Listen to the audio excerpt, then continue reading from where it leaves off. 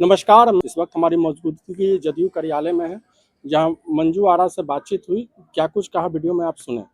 और देखिए, माननीय आदरणीय धर्मेंद्र प्रधान जी ने पूरे बच्चों को एड्रेस किया है, प्रिय साथियों करके उन्होंने एड्रेस किया है और इस्तीफे को उन्होंने बताया है कि बच्चों की भावनाओं को उन्होंने सम्मान किया है।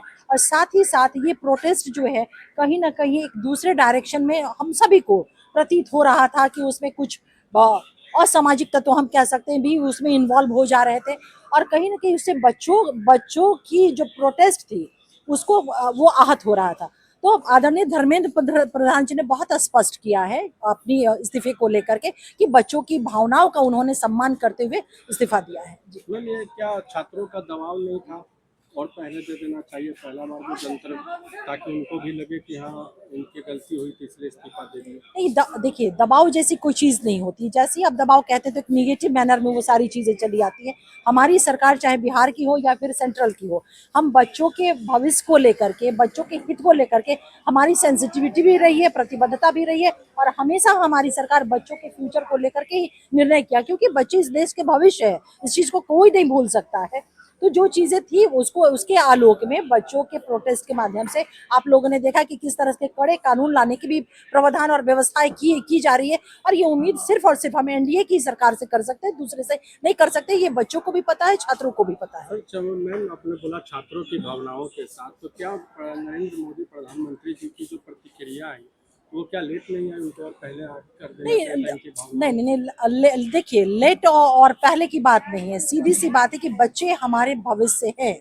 उनका जो प्रोटेस्ट, उनकी जो मांगे हैं और एक शांतिपूर्ण ढंग से जो प्रोटेस्ट है, हमारी सरकार बार बार कहती रही है कि हम उसका सम्मान करते हैं। डेमोक्रेसी में ये वो अख्तियार है, फंडामेंटल राइट है।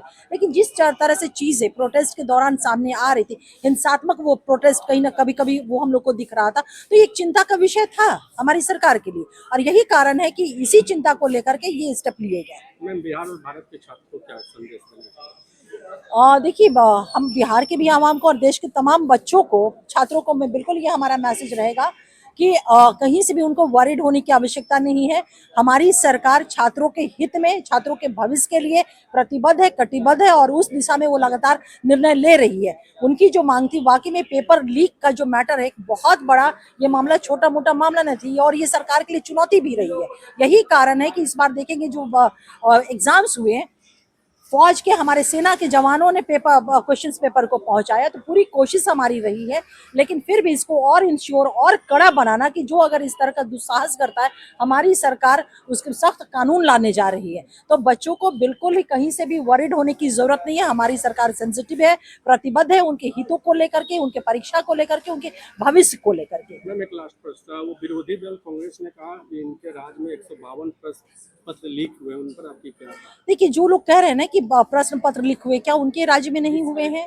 क्या उनका जिस स्टेट में उनके शासन है वहां प्रश्न पत्र लीक नहीं हुए, क्वेश्चन पेपर लीक नहीं हुए? हुए हैं ना।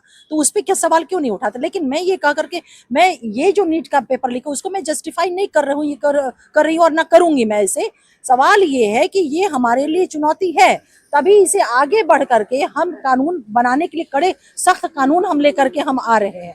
तो मसला ये है, हमारी सरकार के लिए हमेशा बच्चों का भविष्य, बच्चों का फ्यूचर जो है सर्वोपरि रहा है। मैम, विपक्षी का कहना है कि आप तो कानून बहुत ला रही हैं, पर पहले का जो कानून है उसको पहले फुलफिल करिए। नहीं नहीं, उस पर कोई बात नहीं हो रहा है।